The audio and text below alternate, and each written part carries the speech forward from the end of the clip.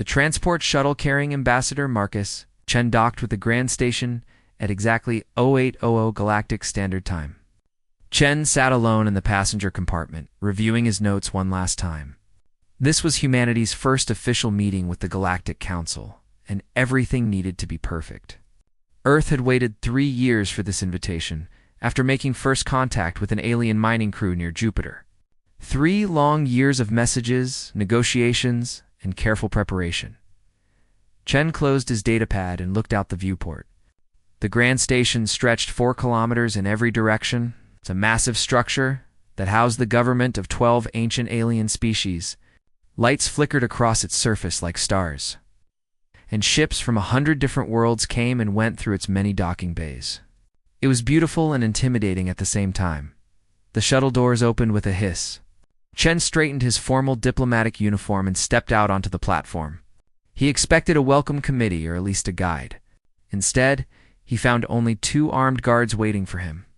They were Kryn, tall, reptilian creatures with thick scales and cold yellow eyes. Human, one of them said in heavily accented standard. Follow. Chen smiled politely. Good morning. I'm Ambassador Marcus Chen, representing Earth and her colonies. I'm honored to be here. The guards didn't respond. They simply turned and began walking. Chen followed, keeping his expression neutral. He had dealt with worse receptions during the colony wars. Those memories felt like they belonged to another lifetime.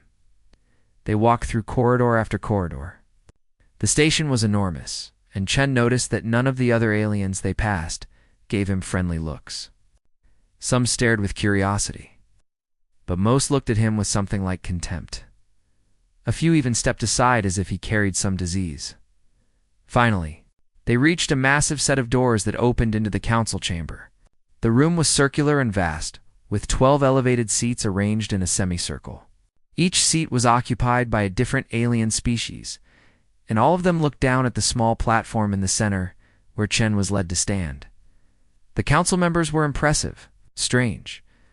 There was a floating jellyfish-like creature in a tank of purple liquid, a being made entirely of crystalline structures that hummed with energy.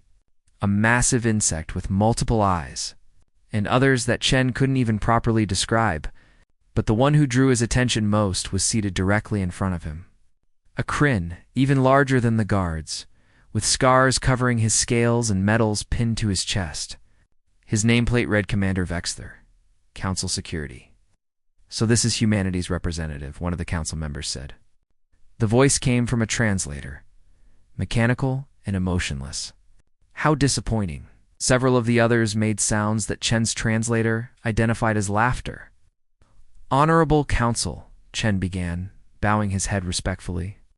I come on behalf of Earth and the 3 human colonies. We seek to join the galactic community as peaceful partners. We bring technologies to share, resources to trade, and a genuine desire for friendship and cooperation. Stolen technologies, another council member interrupted. Your species achieved faster than light travel by reverse engineering a crashed vessel. You are thieves who barely understand the tools you use. Chen kept his voice calm. We studied abandoned technology, yes, but we've improved upon it and developed our own innovations. The Chen drive, for example, is entirely of human design and is 30% more efficient than standard warp cores. The Chen drive? Vexler leaned forward, his eyes narrowing. Named after yourself? How humble. Named after my grandfather, actually, Chen replied. He was the chief engineer who designed it. More laughter echoed through the chamber. Chen felt his jaw tighten but kept his expression neutral. This was going poorly, but he had been in difficult situations before. He just needed to stay calm and professional. Let me be clear, human, Vexler said, standing up from his seat. He was massive, at least 9 feet tall, and his voice boomed across the chamber. The council does not want your kind here. We have watched your species kill each other over stupid things like religion, resources, and imaginary lines on your planet. Your colony wars showed us that even when you spread to the stars, you continue this violence. We've made mistakes, Chen admitted, but we've also learned from them. The colony wars ended 20 years ago, and we've had peace ever since. We've united as one species with one government. We're ready to be part of something larger. Vexter walked down from his elevated platform, his heavy footsteps echoing. He circled Chen slowly, like a predator examining prey. Ready? You think you're ready to stand as equals with species that have traveled the stars for thousands of years? You are children. Dangerous, violent children. With respect, Commander Chen said carefully. The Galactic Convention guarantees the right of petition to any species that has achieved faster than light travel and established at least 2 colony worlds. We meet those requirements. The convention, Vexter spat the word. You dare quote our laws to us? I quote them because I respect them, because I believe in order and proper procedure. Vexter stopped in front of Chen. Then show your respect properly, Neil. The chamber went silent. Chen looked up at the massive alien towering over him. I'm sorry? You heard me, human. Kneel before this council. Show us the humility your species lacks. Prove to us that you understand your place. Chen's mind raced. This wasn't standard procedure. He had studied every recording of council meetings he could find, and nowhere did it show new species being asked to kneel. This was a test or a humiliation, or both. His hand itched to move to his emergency beacon, but that would end any chance of peaceful negotiations. Commander Vexter, Chen said slowly, I come here as an equal representative of my people. I will bow out of respect as I already have, but I will not kneel. Article 12 of the Galactic Convention states that diplomatic representatives are to be treated with... The blow came without warning. Vexter's massive hand struck Chen across the face with tremendous force. Chen's head snapped to the side and he felt something crack in his cheek. Blood filled his mouth and he stumbled but didn't fall. The chamber erupted in sounds. Some were clearly approval, others might have been shock.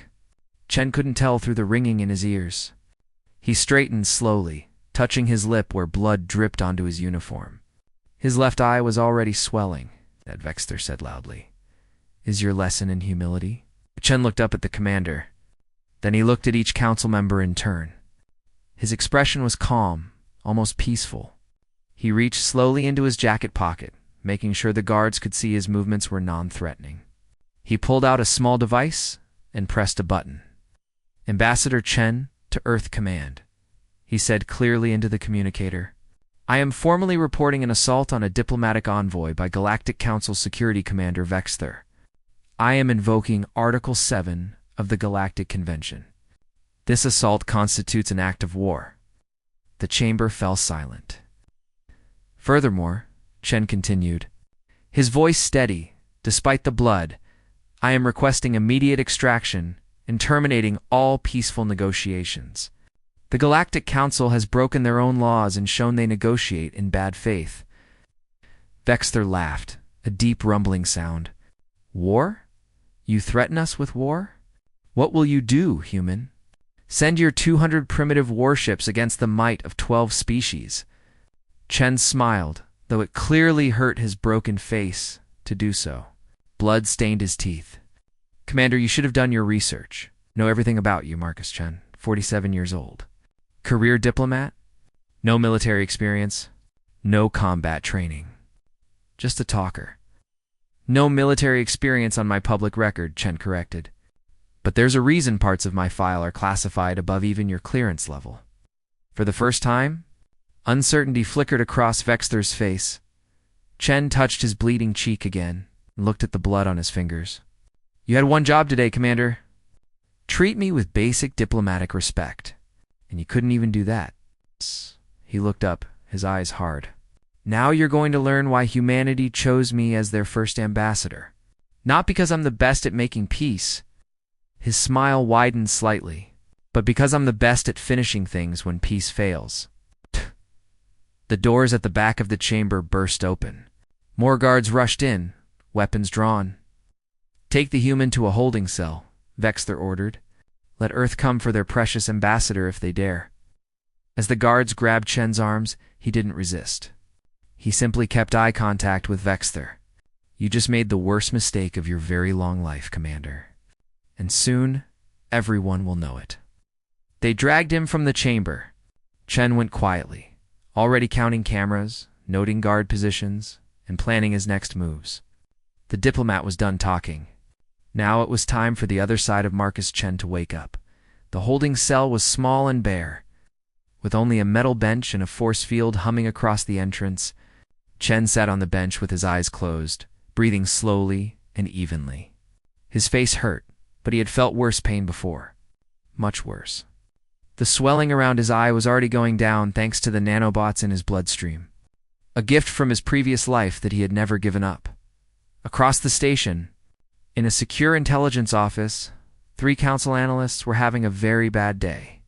Their job was to compile background information on new species seeking membership, and they had badly failed with humanity. Senior Analyst Krell, a thin insectoid with compound eyes, stared at his screen in growing horror. "This doesn't make sense," he clicked in his native language. "The humans file has sections I cannot access. Not restricted, not classified. Simply blank, as if they never existed." His colleague, a floating spherical creature named Oath, pulsed with concern. "How is that possible? We have access to every database in known space." "Not this one," Krell replied.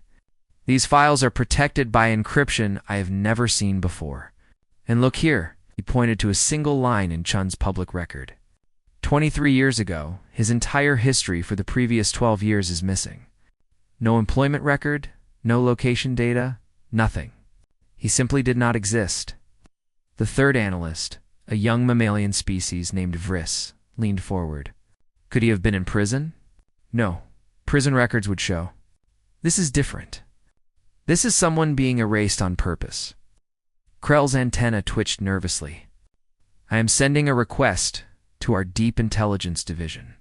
If anyone has information on human military operations during their colony wars, it would be them." The response came back in less than an hour, and it was marked with the highest security clearance. Krell opened it with shaking limbs. What he read made his blood run cold. "Contact Commander Vexter immediately," he said. "We have made a terrible mistake." Meanwhile, in a different part of the station, Admiral Sarah Okonkwo reviewed the tactical display from the bridge of the EDS Valkyrie. Her fleet had dropped out of warp at the edge of the system, and the Council's sensors had detected them immediately. She could see their ships moving into defensive positions around the Grand Station. "Admiral, we're receiving a transmission from the station," her communications officer reported. "They're demanding we leave immediately or be destroyed." "Ignore it," Okonkwo said calmly.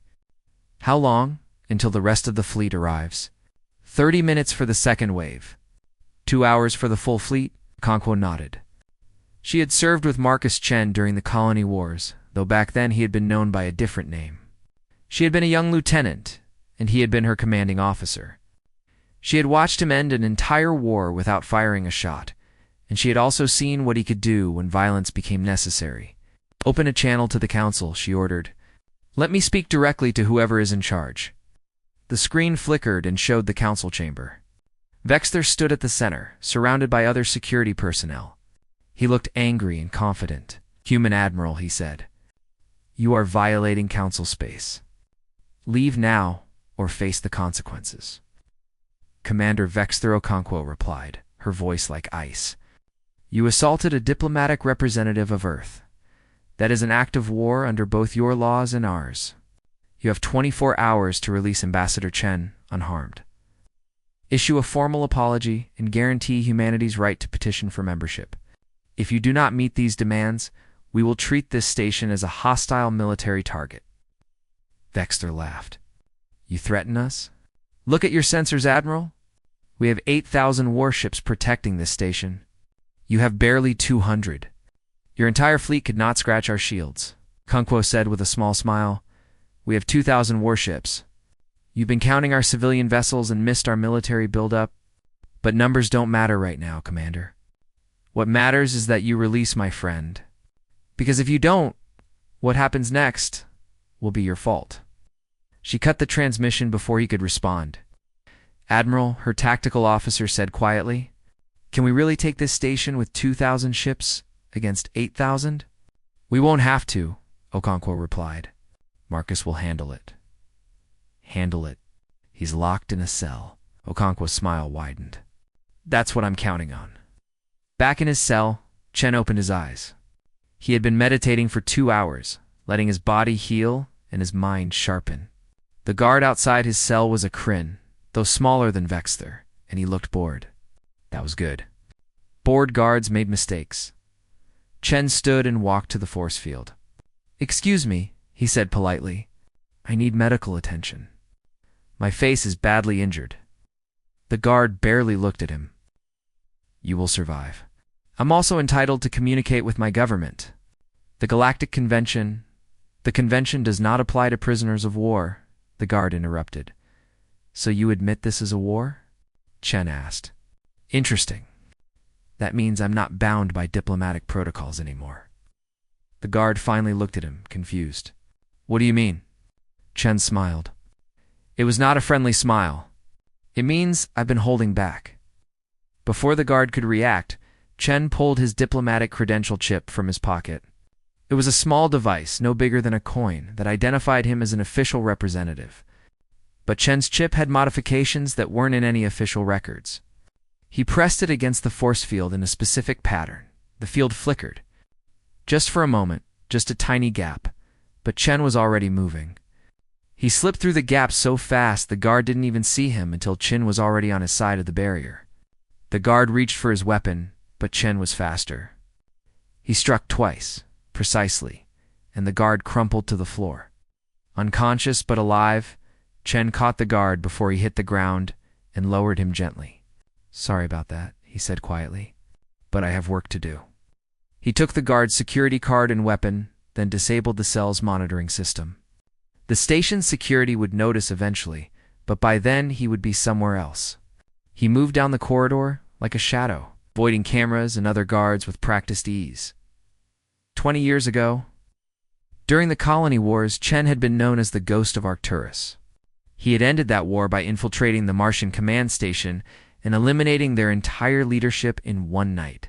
He had rescued 10,000 hostages from the Titan separatists without a single alarm being raised. He had completed 147 missions with perfect success. Then the wars ended. And Chen was offered a choice.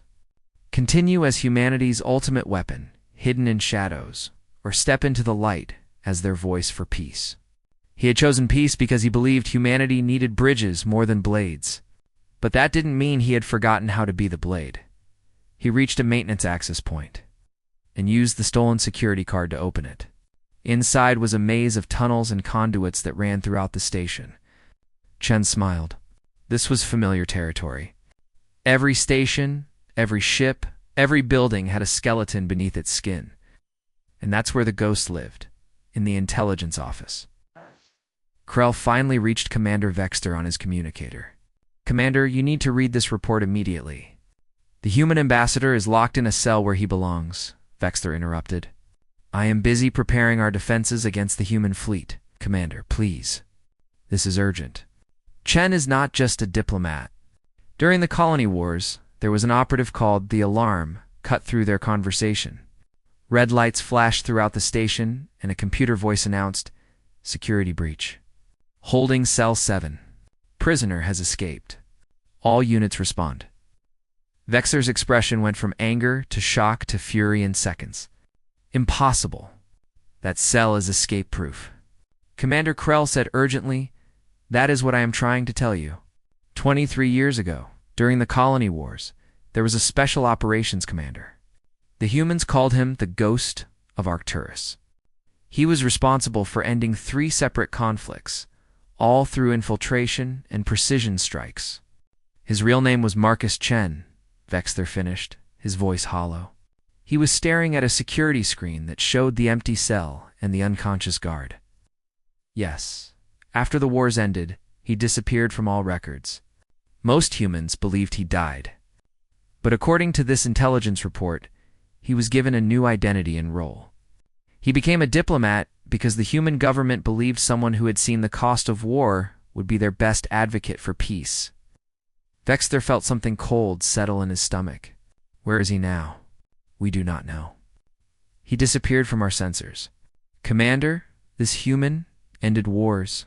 He infiltrated the most secure facilities in human space. And according to these reports, he never killed a single civilian. Always precise. Always successful. Activate all security teams, Vexter ordered. Seal every corridor, every room, every access point. Find him. But even as he gave the orders, Vexter knew it was already too late. The ghost of Arcturus was loose on the Grand Station, and they had given him every reason to stop being a diplomat. Chen moved through the maintenance tunnels with purpose. He wasn't trying to escape. He could have been off the station within an hour if that was his goal. No, he had something else in mind. The Council had broken faith with humanity, and now he needed to show them the consequences of that choice. He accessed a data terminal in the maintenance section and plugged in his modified credential chip. The station's security was good. But it wasn't designed to stop someone who had spent 12 years learning how to break into impossible places. Within minutes, he had access to the Council's internal files. Chen began downloading everything. Financial records, diplomatic cables, security reports, classified communications. He set up automated processes to copy all of it to hidden servers throughout the station. When he was done, the entire galaxy would see what the Galactic Council really was behind their public face. But that was just the start. Chen had 24 hours before Admiral Okonkwo's deadline expired. That was plenty of time to remind the galaxy why humanity had won their civil war. Not because they were the strongest or most advanced, but because when humans decided to fight, they fought smart. The ghost of Arcturus was awake again, and the Galactic Council was about to learn what that really meant. The second wave of human ships arrived exactly on schedule. 200 more vessels dropped out of warp at the edge of the system, and the Council's defensive fleet scrambled to adjust their positions. On the bridge of the Valkyrie, Admiral Okonkwo watched the tactical display with satisfaction. The Council was spreading their forces too thin, trying to cover every approach vector to the Grand Station. "They're afraid," her tactical officer observed. "They expected us to run or beg for mercy." "They don't understand humans yet," Okonkwo replied. "Send a message to all ships. Hold position, but prepare for combat operations. And keep scanning for Marcus's signal. He'll contact us when he's ready." Deep inside the Grand Station, Chen was making good progress. He had spent the past 6 hours moving through maintenance tunnels, accessing data terminals, and studying the station's layout. He now had complete maps of every system, every security checkpoint, and every vulnerable point. More importantly, he had discovered something interesting in the Council's classified files. The Galactic Council wasn't as united as they pretended to be. There were factions, disagreements, and hidden conflicts.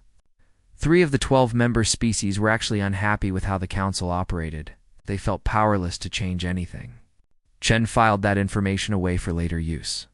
He emerged from a maintenance hatch into a deserted corridor on the station's upper levels.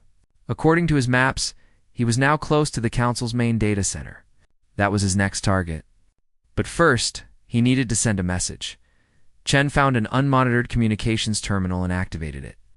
He bypassed the security protocols easily and established a direct link to the Valkyrie. Admiral Okonkwo's face appeared on the screen. "Marcus," she said, relief evident in her voice. "Are you hurt?" "Nothing serious," Chen replied. "Broken cheekbone, some bruising. The nanobots are handling it." "How's the fleet?" "Holding position as ordered. The Council has 8,000 ships around the station now. They're nervous, but confident in their numbers." "Good. Let them stay confident a little longer. I need another 20 hours. Okonkwo frowned. "What are you planning?" "Something that will end this without a war. Trust me, Sarah. I've done this before. That was 20 years ago, Marcus."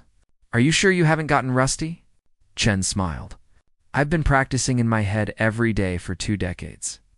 Besides, diplomacy is just another form of warfare. I've been training the whole time. If you need extraction, say the word." "I will." Chen out. He cut the connection and continued down the corridor. 2 guards appeared around the corner, and Chen pressed himself flat against the wall in a shadow. The guards passed within 3 feet of him but never noticed. When they were gone, he continued moving in the Council's security headquarters. Commander Vexter was having a very bad day that was getting worse. His teams had been searching for Chen for 6 hours and found nothing. No trace, no sign, no evidence he was even still on the station. It was like the human had simply vanished into thin air, Port Vexter demanded. His second-in-command, a nervous Vrillian named Kex, checked his datapad. Nothing, Commander. We have checked every corridor, every room, every possible hiding place. We have sealed all docking bays and shuttles. We have tripled patrols and activated every sensor. But there is no sign of him. He is here, Vexter growled. He must be. Run a full diagnostic on all our security systems. Maybe he is masking his biosignatures somehow. Yes, Commander. Senior Analyst Krell entered the room, looking even more agitated than before. Commander, I have more information about the human. This is worse than I thought. How much worse can it be? Vexter snapped.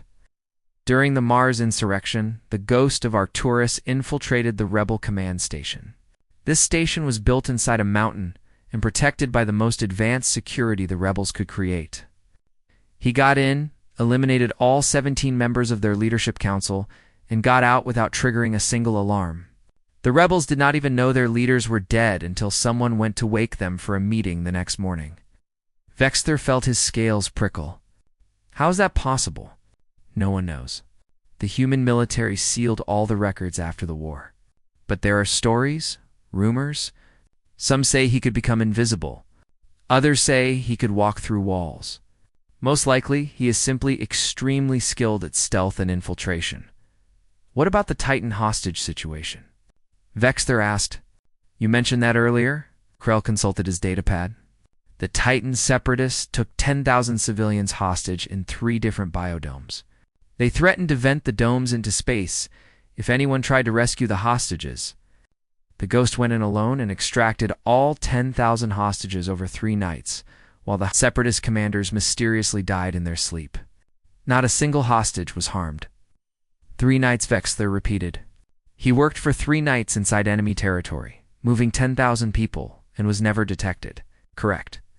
And Commander, according to these files, he completed 147 missions over 12 years.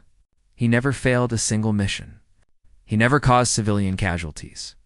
He is considered the most effective special operations operative in human history. Vexter sat down heavily, and I hit him in the face and threw him in a cell. Yes, Commander. Alert all teams. The human is not trying to escape. He is planning something. I want every critical system monitored.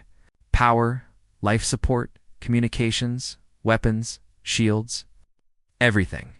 Chen had reached the data center without incident. The door was protected by advanced security, but he had the stolen access card and his modified credential chip. More importantly, he had patience. He watched the guard patterns for 30 minutes, timing their movements precisely. When the moment was right, he slipped through the door during a brief gap in coverage. The data center was massive. It was filled with servers and processing units that hummed with energy. This was the brain of the Grand Station, the place where all information flowed. Chen connected his credential chip to a terminal and began his work. He didn't destroy anything. That wasn't his style. Instead, he began copying files and setting up backdoors in the system. Within an hour, he had complete access to every database, every communication channel, every security system. The council thought the station was theirs, but now it belonged to him. More importantly, he found exactly what he was looking for in the classified files. Evidence of corruption, bribery, and illegal activities. The council had been suppressing younger species for centuries, stealing their resources and technologies while claiming to help them. They had rigged the membership process to keep newcomers powerless. They had even assassinated leaders of species that tried to challenge their authority. Chen downloaded everything and prepared multiple copies. When the time was right, the entire galaxy would see what their leaders really were. He also found something else interesting. Plans for a new weapon system that violated several galactic treaties. The Council was building secret weapons platforms in violation of their own laws. That was useful information. Intruder in the data center? The shout came from behind him. A guard had finally spotted him. Chen didn't panic. He calmly finished his upload, then disconnected his chip and turned to face the guard.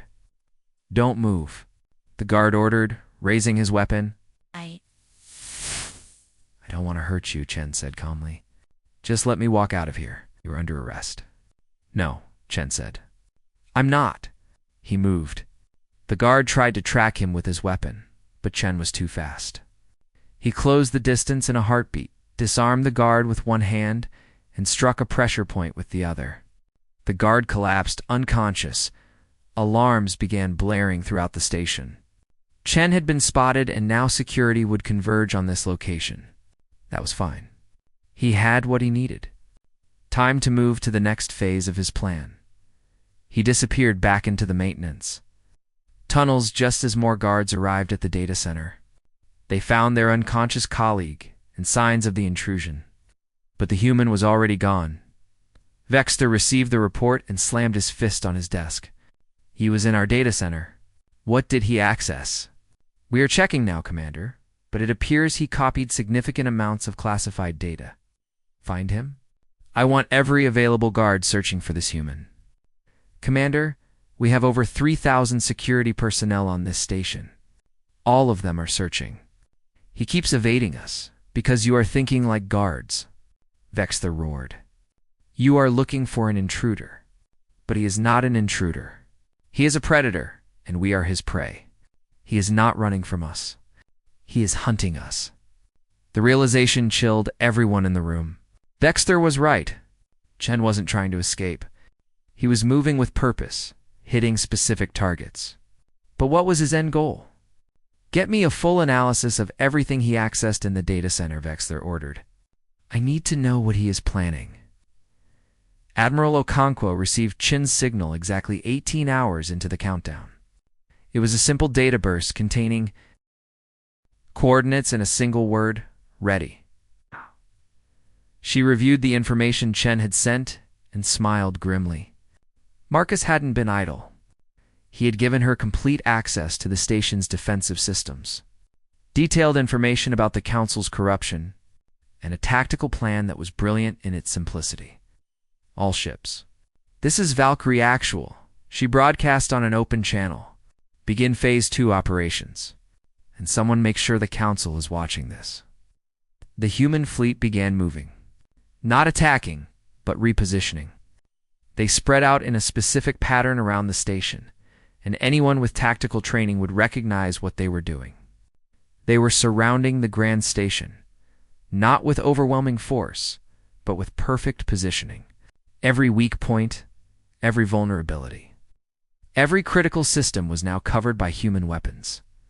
The Council fleet scrambled to respond, but they were to spread out and disorganized. The humans had spent the last 18 hours studying their formations and finding every flaw. On the station, Vexter watched the display with growing dread. The humans hadn't fired a single shot, but they had somehow gained the tactical advantage. How was that possible? Then his computer terminal activated on its own. Chen's face appeared on every screen in the security headquarters. "Hello, Commander," Chen said calmly. "We need to talk." Vexter stared at the screen in shock. "Where are you?" "I'm everywhere, Commander," Chen replied. "I'm in your security systems, your communications network, your life support controls. For the past 18 hours, I've had complete access to this station. I could have killed the power, vented the atmosphere, or shut down your shields. But I didn't, because that's not who I am anymore." "Then what do you want?" "What I've always wanted. To talk, to negotiate, to find a peaceful solution. But you took that option away when you struck me."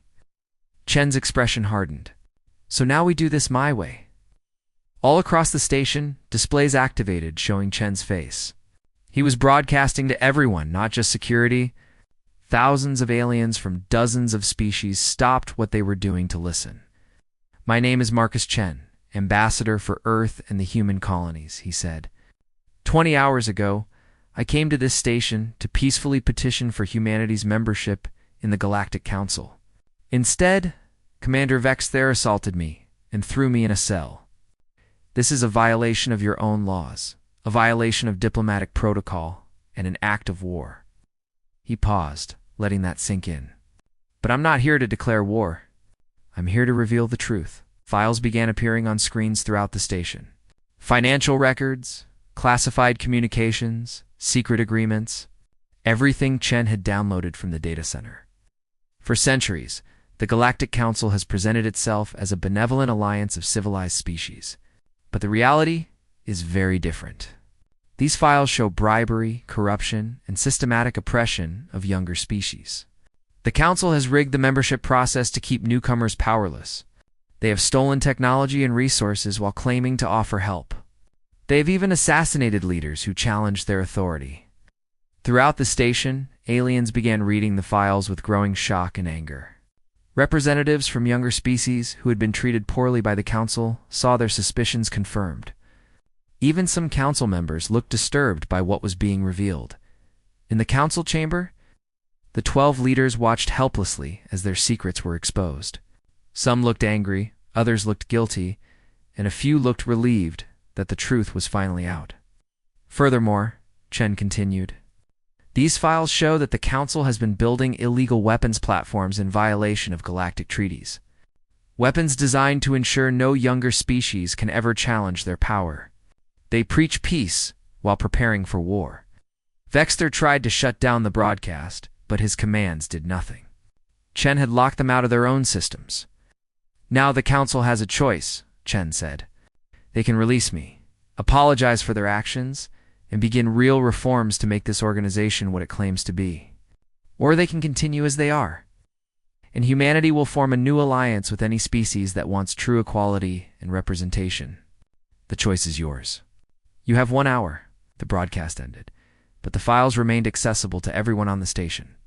Chaos erupted immediately. Representatives from younger species began demanding explanations. Council security tried to control the situation but were overwhelmed. The carefully maintained order of the Grand Station was crumbling. Vexter turned to his team. Find him now. I don't care what it takes. Commander Keck said nervously, perhaps we should consider his terms. He has exposed everything. The other species are turning against us. If we don't, I said find him. Vexter roared. Chen watched the chaos from a hidden maintenance room. His broadcast had achieved exactly what he wanted. The Council was divided and distracted. Now came the dangerous part of his plan. He emerged from hiding and began moving toward the Council chamber itself. This time he didn't hide. He walked openly through corridors, and when guards spotted him, they hesitated. Some had seen the broadcast and weren't sure whose side they should be on. Others tried to stop him, but Chen moved through them like wind through grass. He didn't kill anyone, but each guard who confronted him ended up unconscious on the floor. Vexter received reports of Chen's location and realized where he was going. He is heading for the Council chamber. All units converge on that location. Commander, Senior Analyst Krell said urgently, if you confront him again, he will defeat you. The reports are clear. In direct combat, the ghost of Arcturus has never lost. Then I will be the first to defeat him, Vexter growled.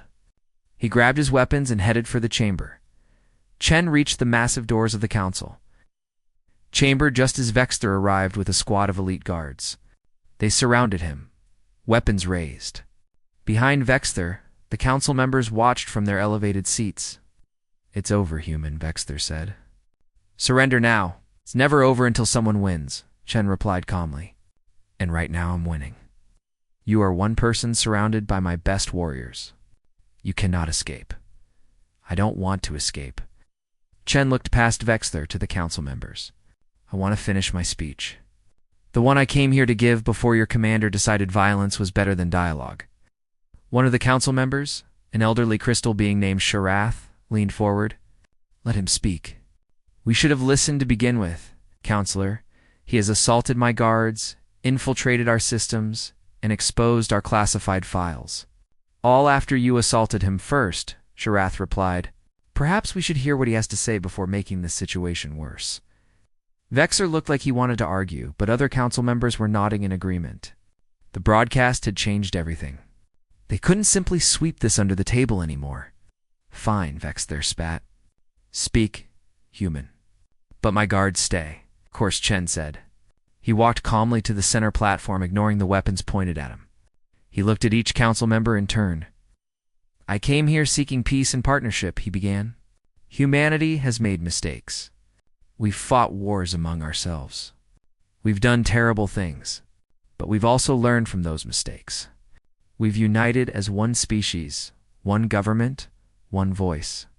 We're not perfect, but we're trying to be better." He gestured around the chamber. "The Galactic Council claims to represent the pinnacle of civilization. But what I've seen here is not civilization. It's tyranny wearing a polite mask. You control younger species through fear and manipulation. You hoard technology and resources. You punish anyone who questions your authority. Those files are taken out of context." One council member protested. "Then provide the proper context," Chen shot back. "Release all your files to public review. Let the galaxy judge for themselves. If you have nothing to hide, transparency shouldn't scare you." The council members looked uncomfortable. Several glanced at each other nervously. "But here's what really bothers me," Chen continued. "When I quoted your own laws about diplomatic immunity, Commander Vexter struck me. Not because he disagreed with the law, but because he thought I was too weak to matter. He thought humanity was too small to be a threat. He made the mistake of judging us by our size rather than our character." He turned to face Vexter directly. "You wanted me to kneel, to show humility. But humility isn't kneeling before power. Humility is recognizing when you're wrong and having the courage to change. That's something humans learned the hard way during our colony wars. Maybe it's time the Council learned the same lesson." Vexter's expression was unreadable. "You speak well for someone who has spent the last day assaulting my guards and breaking every law on this station." "Haven't broken any laws," Chen replied. "I invoked Article 7, declaring a state of war after my assault. During war, intelligence gathering and tactical operations are legal. Everything I've done has been within the framework you established.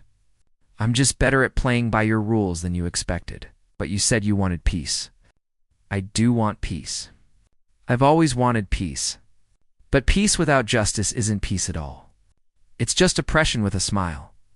Chen's voice grew harder. 20 years ago, I ended a war by showing everyone the truth about what they were fighting for. Today I'm doing the same thing. The galaxy deserves to know what kind of organization claims to lead them." A new voice spoke up. It was Counselor Sharath. "Ambassador Chen, what do you propose? What would satisfy humanity?" Chen took a deep breath. "First, a formal apology from Commander Vexter and the Council. Second, real reforms to make Council membership accessible to all species that meet the basic requirements. Third, the dismantling of those illegal weapons platforms. And fourth, the formation of an oversight committee made up of younger species to ensure the Council keeps its promises." "Those are significant demands," another Council member said. "They're not demands. They're the minimum requirements for civilization.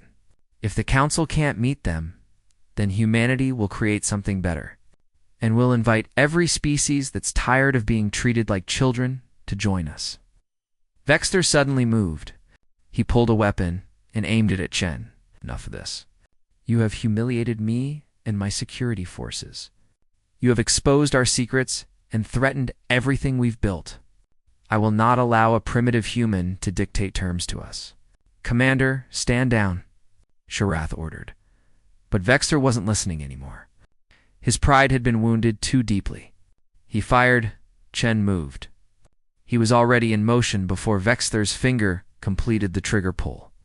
The energy blast missed him by inches and struck the floor behind him. Chen closed the distance between them in 3 steps. What happened next lasted only 7 seconds. But it would be talked about across the galaxy for years. Chen disarmed Vexter with a single precise strike, then moved through the squad of elite guards like water flowing around stones.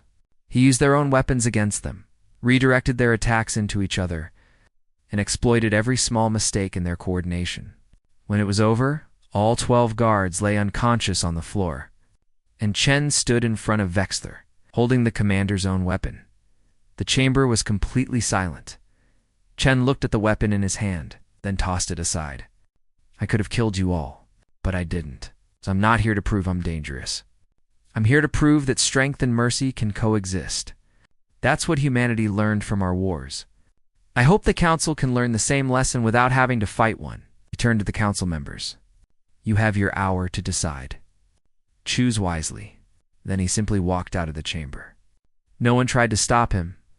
Admiral Okonkwo received Chen's signal minutes later. Phase 3 complete. Prepare for final negotiations. She smiled. That was the Marcus Chen she remembered. The man who could end a war without firing a shot, but who could also win any fight he needed to. The ghost of Arcturus had reminded the galaxy why humans were not to be underestimated. Now came the hard part. Building something better from the ashes of what had been exposed. The hour passed slowly. Throughout the Grand Station, species representatives gathered in small groups, discussing what they had seen and read. The files Chen had exposed were damning, and even the most loyal Council supporters couldn't deny the evidence. The carefully maintained image of the Galactic Council as benevolent leaders had been shattered completely. Chen waited in an observation deck overlooking the station's main docking area. He could see the human fleet maintaining their positions around the station. Silent reminder of what could happen if negotiations failed. But he also saw ships from other species arriving, drawn by news of the crisis. The galaxy was watching, and that was exactly what he wanted. Admiral Okonkwo contacted him on a secure channel. Marcus, we're picking up increased chatter from other species. Several are calling for council reforms. A few are even suggesting they want to join your proposed Free Species Alliance. Good, Chen replied. The more pressure the council feels, the more likely they are to make real changes. How's the fleet? Ready for anything. But I hope it doesn't come to shooting. The station has millions of civilians aboard. It won't come to shooting.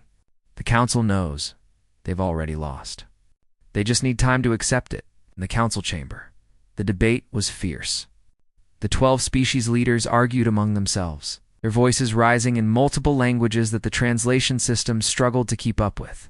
Counselor Sharath, the elderly crystal being, finally called for order. Enough. Sharath's voice resonated through the chamber. We are acting like children fighting over toys while our house burns down. The human has exposed our failures for all to see. We can either accept responsibility and change, or we can watch our authority crumble as species after species abandons us. He broke into our systems. One council member protested. He assaulted our guards. He humiliated Commander Vexther in front of everyone. How can we negotiate with someone who shows such disrespect? Disrespect? Sharath's crystalline form pulsed with light. Vexther struck a diplomat without provocation. Everything Chen did was a response to our violation of our own laws. If we cannot admit that, then we deserve whatever consequences follow. Another council member, a massive aquatic being named Thulgax, spoke up. I agree with Sharath. I have reviewed the humans' demands. They are reasonable. More than reasonable, considering what we did. We should accept them and begin repairs to our reputation. But what about our authority? Another asked. If we give in to his demands, every species will think they can threaten us into compliance. We are not being threatened by every species, Sharath said patiently. We are being held accountable by one species we wronged. There is a difference. Besides, look at the situation objectively. The human could have killed Vexther and our guards. He could have sabotaged our critical systems and caused massive casualties. He could have turned his fleet loose on us, but he didn't. He showed restraint even after we showed him violence. That is not the behavior of an enemy. That is the behavior of someone who truly wants peace. Commander Vexther sat silently in the corner of the chamber. His injuries from the fight were minor, but his pride was devastated. He had been defeated in seconds by a human he had dismissed as weak. Everything he thought he knew about humanity had been wrong. Senior Analyst Krell approached him carefully. Commander, I must ask, in your study of combat, have you ever encountered anyone like the human? Vexther was quiet for a long moment. No, he finally admitted. I have fought warriors from every species in the galaxy. I have trained with the best fighters our worlds could produce. But Chen was different. He wasn't trying to hurt us. He was trying to teach us. Every move he made was precise, controlled, calculated. He could have killed us all, but he chose not to. That takes more discipline than simply winning a fight. So what do? We accept his terms, Vexter said quietly. And I apologize. Not because I am forced to, but because I was wrong. About him, about humanity, about everything. The council's hour was nearly up when they finally reached a decision. It wasn't unanimous, but it was enough. Counselor Sharath activated a station-wide broadcast. It's Ambassador Chen. This is Counselor Sharath. The council has reached a decision. We would like to meet with you to discuss terms. Will you join us? Chen stood up from his observation post. I'll be there in 10 minutes. When he arrived at the council chamber, the atmosphere was completely different from his first visit. The council members sat quietly, no longer looking down at him with contempt. Instead, they looked tired and, in some cases, ashamed. Ambassador Chen Sharath began, We have reviewed your demands, and we have voted. The council accepts your terms. A wave of relief washed over Chen, though he kept his expression neutral. All of them? All of them. Commander Vexter will issue a formal apology. We will implement reforms to make membership accessible to all qualifying species.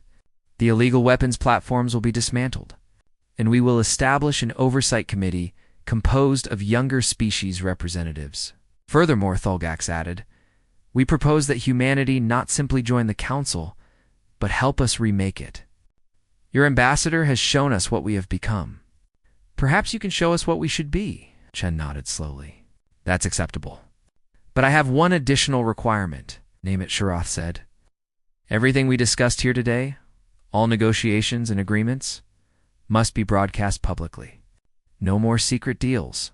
No more hidden agendas. The galaxy deserves transparency. The council members looked at each other. Finally, Sharath nodded. Agreed. Commander Vexter stood up from his seat. He walked slowly down to the center platform where Chen stood. For a moment, they simply looked at each other. Then Vexter did something that shocked everyone in the chamber. He knelt. Ambassador Chen, Vexter said, his voice carrying throughout the station. I struck you without cause. I insulted your species and your mission. I allowed my pride to blind me to the truth. I was wrong, and I apologize. Not just to you, but to all of humanity. You came seeking peace, and I responded with violence. You showed me mercy when you could have shown me death. For this, I am grateful and ashamed. Chen looked down at the massive warrior kneeling before him. He extended his hand. Stand up, Commander. Apology accepted. And for what it's worth, you're not the first person to underestimate me. Probably won't be the last either. Vexter stood and clasped Chen's hand. The gesture was broadcast across the entire station and beyond. To the ships surrounding them and the civilizations watching from afar, the moment when the Galactic Council's proudest warrior acknowledged his mistake to a human diplomat. Over the next 3 months, the changes came quickly. The Council implemented real reforms, opening their membership process to dozens of species that had been waiting for generations. The illegal weapons platforms were dismantled under oversight from multiple species. An elected committee of younger species was formed to review council decisions and ensure accountability. Chen remained at the Grand Station as humanity's permanent ambassador. But now he wasn't working alone. Representatives from dozens of species came to him for advice, for help navigating the new system, for support in standing up to the older species that still resisted change. The Free Species Alliance that Chen had threatened to create became real. But not as an opposition to the council. Instead, it became a caucus within the Reformed Council. A voting bloc of younger species that could check the power of the traditional members. 47 species joined in the first month. And more applications arrived every day. Admiral Okonkwo visited the station for a formal ceremony, marking humanity's official acceptance into the council. She found Chen in his office, reviewing reports and responding to messages from representatives across the galaxy. You did it, she said. You actually did it. We did it, Chen corrected. The fleet's presence made all the difference. The council needed to see that humanity wouldn't back down. Still walking into that chamber alone, taking on Vexler and his guards, exposing all those secrets. That was all you. The ghost of Arcturus rides again. Chen smiled. The ghost is retired, Sarah. Has been for 20 years. Could have fooled me. That 7-second fight is all anyone talks about. Every species wants to know how you did it, training and experience. Plus, I had an advantage. Vexler was fighting to win. I was fighting to teach. There's a difference. Will you teach others? Several species have requested combat training from you. Chen shook his head. That's not my job anymore. Let them find their own teachers. My job is building bridges, not training warriors. We have enough warriors in the galaxy. Later that day, there was a formal reception celebrating humanity's membership in the Council. Representatives from hundreds of species attended, and Chen found himself surrounded by people wanting to talk, to thank him, to ask questions. At one point, he found himself standing next to Vexler, both of them watching the crowd from the edge of the room. Do you regret it? Vexler asked quietly. Giving up your previous life to become a diplomat? Chen considered the question. Sometimes. There's a clarity to combat that diplomacy doesn't have. In a fight, you know exactly where you stand and what you need to do. In negotiations, everything is murky and complicated. Yet you chose this path. Chose it because humanity needed someone who understood both sides. Someone who had seen the cost of war and could appreciate the value of peace. Violence is easy, Commander. Any fool can start a war. Building something that lasts, something worth protecting, that's the real challenge. You could have killed me in that chamber, Vexler said. Multiple times. Why didn't you? Because killing you wouldn't have solved anything. It would have just created a martyr and made real change impossible. Besides, I realized something while I was planning my moves on this station. The old me, the ghost of Arcturus, he was very good at ending things. But the galaxy doesn't need people who are good at ending things. It needs people who are good at building things, at fixing things, at bringing people together despite their differences. So you became a diplomat. I became someone who uses words first and force last. Though I'll admit, having the capacity for force makes the words carry more weight. Vexler actually laughed at that. Indeed, the galaxy is taking humanity much more seriously now. Many species are curious about your combat techniques, about your technologies, about how such a young species managed to surprise us all. We're full of surprises, Chen said with a slight smile. That's kind of our thing. The reception continued late into the evening. Chen spoke with dozens of representatives answering questions about humanity and Earth, discussing potential trade agreements and cultural exchanges, laying the groundwork for relationships that would define the next century of galactic politics. As the crowd finally began to thin, Chen made his way to a quiet balcony overlooking the stars. He was tired more emotionally than physically, but it was a good kind of tired. The kind that came from meaningful work. Counselor Sharath joined him on the balcony. You should be proud, Ambassador. You changed the galaxy in 3 days. Most species take centuries to make such an impact. I just exposed what was already there, Chen replied. The council was ready for change. They just needed someone to push them. Perhaps. But it took remarkable courage to do what you did. Walking into this station knowing you might not walk out, trusting that your principles would be enough. I had backup plans, Chen admitted, and a very capable fleet on standby. But yes, it was a risk. Diplomacy always is. May I ask you something personal? Srath's crystalline form pulsed with curiosity. Before you became a diplomat, during your previous career, did you ever fear that you would lose yourself to the violence? That the warrior would consume the man? Chen was quiet for a long moment. Every day, he finally said. That's why I stopped. The ghost of Arcturus was effective, but he was also dangerous. Not to enemies, but to me. It's easy to become the thing you do for too long. I could feel myself becoming nothing but a weapon, defined only by the missions and the targets. When the wars ended and they offered me a choice, I took it. I needed to remember what I was fighting for, not just what I was fighting against. And have you remembered? I'm still working on it, but days like today help. Seeing species come together, watching old enemies start to trust each other, while building something that might last beyond my lifetime. That's worth more than any victory I achieved as a soldier. They stood in comfortable silence for a while, watching ships come and go from the station. Finally, Sharath spoke again. The galaxy is fortunate to have humanity join us. You bring a perspective we need.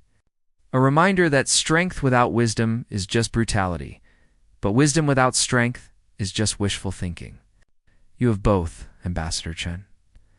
Never forget that. 6 months later, Chen stood in a classroom on Earth, looking at 30 young diplomats in training. They were the next generation, the ones who would carry humanity's voice to the stars. He had been asked to give a guest lecture on his experiences at the Grand Station. The greatest weapon humanity has isn't our ships or our soldiers, he told them. It's our choice to use them only as a last resort. The galaxy respects strength, but they trust wisdom. Show them both, and you'll accomplish more than any army ever could. A student raised her hand. Sir, is it true you defeated 12 elite guards in 7 seconds? Chen smiled. That's not the important part of the story. The important part is that I didn't have to defeat them at all. Violence was their choice, not mine. Always remember that someone forcing you to fight doesn't mean you have to fight their way. Sometimes the best victory is the one where nobody has to die. What would you do if you faced a situation where violence was the only option? Where talking and negotiation wouldn't work? Then I would fight, Chen said simply. But I would make absolutely certain there were no other options first. Because once you start down that path, there's no going back. The first shot fired changes everything, so you'd better be certain you're firing it for the right reasons. The lecture continued, and Chen found himself enjoying it more than he expected. These young people would shape humanity's future relationships with the galaxy. They deserved to learn from both his successes and his mistakes. After the class, a young man approached him. Ambassador Chen, can I ask you something? Do you miss it? Being the ghost? Chen thought about the question carefully. Sometimes I miss the clarity of it, the simple logic of objectives and missions, but no, I don't miss what I had to become to do that job. Every mission took a piece of my humanity, and I was running out of pieces. This work, diplomacy, it gives those pieces back. So no, I don't miss being the ghost. I'm much happier being Marcus Chen. That evening, Chen returned to his apartment in Geneva and sat by the window looking up at the stars. Somewhere up there, the galaxy was still changing, still growing, still learning. And humanity was finally a part of it all. His communicator chimed with a message from Admiral Okonkwo. Just 3 words. You did good. Chen smiled and typed back, we all did. He thought about Vexther, about Sharath, about all the species who were working together now to build something better. The galaxy wasn't perfect, but it was trying to be better. Just like humanity. Just like him, the ghost of Arcturus had found his true mission after all. Not ending wars, but preventing them from ever starting. Not defeating enemies, but turning them into friends. Not destroying what was broken, but building something new. And for Marcus Chen, former soldier and current diplomat, that was victory enough.